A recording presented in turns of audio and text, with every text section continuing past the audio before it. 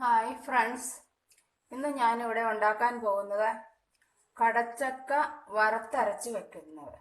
ഇത് ഇത് ഒരു കടച്ചക്കയുടെ പകുതി ഉണ്ടോ.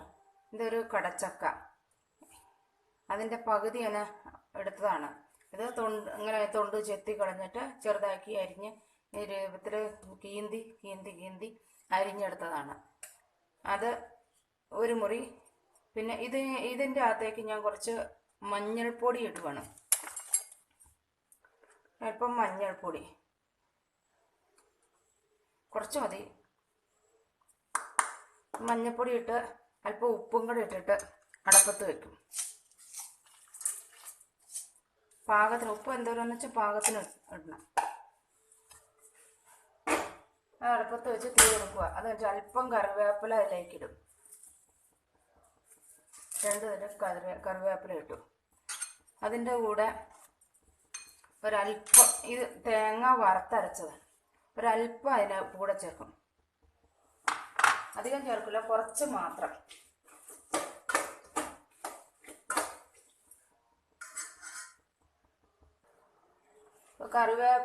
ഇച്ചിരി കറിവേപ്പിലയും ഉപ്പും മഞ്ഞൾപ്പൊടിയും അല്പം വറുത്തരങ്ങളും ചേർത്തിട്ട് ഞാൻ അടപ്പത്ത് വെച്ചിരിക്കുകയാണ്. ഇത് കടച്ചക്ക അടപ്പത്ത് വെച്ചിരിക്കുകയാണ്. ഇനി നമുക്ക് ഈ മൂടി വെക്കാം. ഇത് വേവുമ്പോഴത്തേക്ക് നമുക്ക് അല്പം സവാള നമുക്ക് വരട്ടി മൂപ്പിച്ചെടുക്കണം. ഇനി ചീഞ്ചട്ടി അടപ്പത്ത് വെച്ചിട്ടുണ്ട്. ഇനി നമുക്ക് ഇതിലേക്ക് കുറച്ച് സൺഫ്ലവർ ഓയിലാണ് ഞാൻ ഒഴിക്കുന്നത്. വെളിച്ചെണ്ണ വേണമെങ്കിൽ വെളിച്ചെണ്ണ ഒഴിക്കുക. ഏത് ഓയിലായാലും കുഴപ്പമൊന്നുമില്ല. സൺഫ്ലവർ ഓയിലോ വെളിച്ചെണ്ണ ആയാലും കുഴപ്പമൊന്നുമില്ല. ഞാനിപ്പോൾ ഇവിടെ വെളിച്ചെണ്ണ സൺഫ്ലവർ ഓയിൽ ഇട്ടെന്ന് മാത്രമേ ഉള്ളൂ. ഇനി നമുക്ക് അതിലേക്ക് അല്പം കടുക്, വെളിച്ചെണ്ണ ചൂടാവാൻ തുടങ്ങണം. നമുക്ക് അല്പം വെളിച്ചെണ്ണ ചൂടായിട്ട് നമുക്ക് ഇച്ചിരി കടുക് ഇട്ട് കൊടുക്കാം.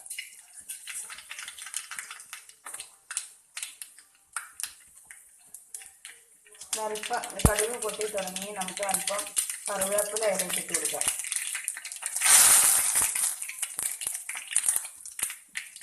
പിന്നെ ചുവന്നുള്ളിയും വെളുത്തുള്ളികളും ചതച്ച് വെച്ചിരിക്കുന്നതാണ്. അത് അതിലേക്ക് ഇട്ട് കൊടുക്കാം.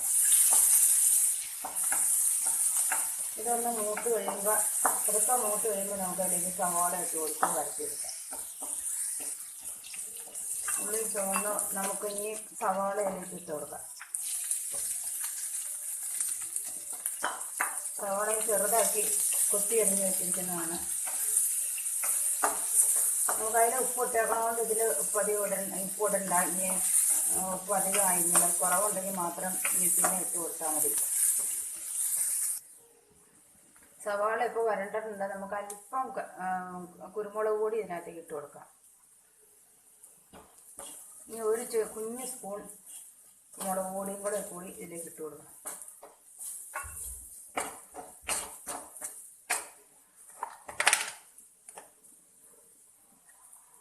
ഇത്തിരി അല്പം മാത്രം, ഒരു കളർ കിട്ടാൻ.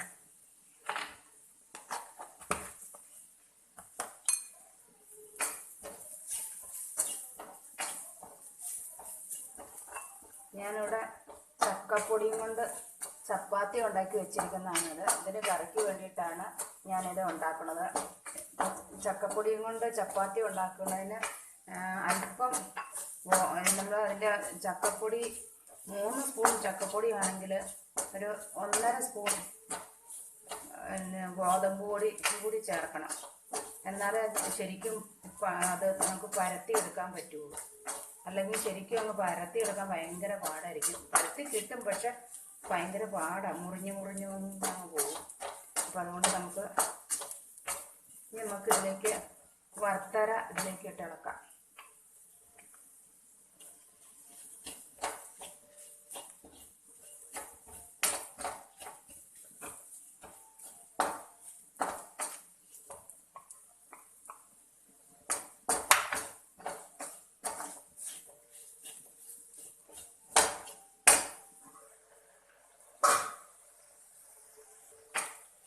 ഇതിലേക്ക് അല്പം വെള്ളം ഒഴിച്ചു കൊടുക്കാം.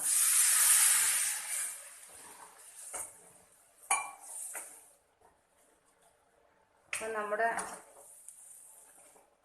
കടച്ചക്ക അവിടെ വെന്തിട്ടുണ്ട്. അതിലേക്ക് നമുക്ക് ഇതങ്ങ് ഒഴിച്ചു കൊടുക്കണം.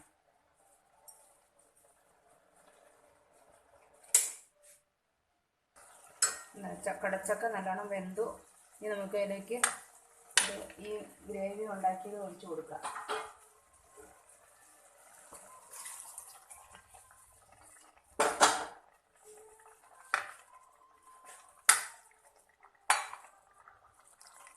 നമുക്ക് അല്പം വെള്ളമൂടെ ഒഴിച്ചു കൊടുക്കാം.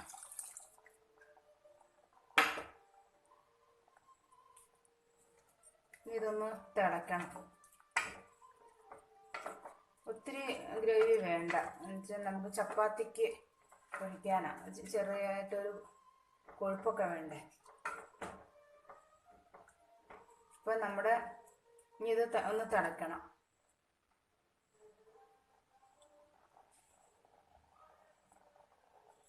അല്പം ഉപ്പ് കുറവാണ്, അതുകൊണ്ട് ഇച്ചിരി ഉപ്പ് ഞാൻ ഇട്ട് കൊടുക്കുകയാണ്. നമ്മുടെ കറി ഇവിടെ തിളച്ച് തുടങ്ങി. നല്ലതുപോലെ തിളച്ച് കഴിയുമ്പോൾ നമുക്ക് തീ ഓഫ് ചെയ്യാം. നമ്മുടെ കറി ഇവിടെ നല്ലതുപോലെ തിളച്ചിട്ടുണ്ട്. നമുക്ക് തീ ഓഫ് ചെയ്യാം. അപ്പോൾ ഈ വീഡിയോ എല്ലാവർക്കും ഇഷ്ടപ്പെട്ടെന്ന് കരുതുന്നു. ഈ വീഡിയോ ഇഷ്ടപ്പെട്ടുവെങ്കിൽ സബ്സ്ക്രൈബ് ഈ വീഡിയോ ഇഷ്ടപ്പെട്ടുവെങ്കിൽ ലൈക്ക് ചെയ്യുക, ഷെയർ ചെയ്യുക. പിന്നെ എൻ്റെ ചാനൽ സബ്സ്ക്രൈബ് ചെയ്യാത്തവർ സബ്സ്ക്രൈബ് ചെയ്യുക. പിന്നെ ഇതിനകത്തേക്ക് നമുക്ക് ഒരല്പം ചക്കക്കുരു ഇതിൻ്റെ കൂടെ മുറിച്ച് നന്നാക്കി ഇതിൻ്റെ കൂടെ ഇടുവാണെങ്കിൽ കുറച്ച് ടേസ്റ്റ് കിട്ടും. ചക്കക്കുരുവും കടച്ചക്കയും കൂടെ വറുത്തരച്ച് വെക്കാൻ നല്ലതാണ്. അപ്പോൾ ചക്കക്കുരു ഇട്ട് വെക്കണമെങ്കിൽ ഇതിൻ്റെ കൂടെ വട്ടത്തിൽ കണ്ടിച്ചിട്ടാൽ മതി. അപ്പോൾ എല്ലാവർക്കും താങ്ക്സ്.